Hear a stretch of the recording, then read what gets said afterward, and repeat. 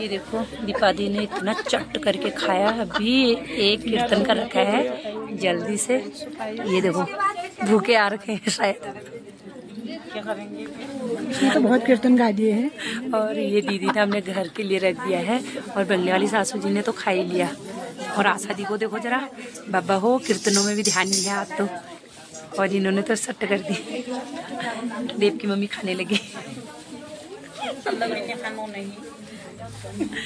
इसमें प्याज है,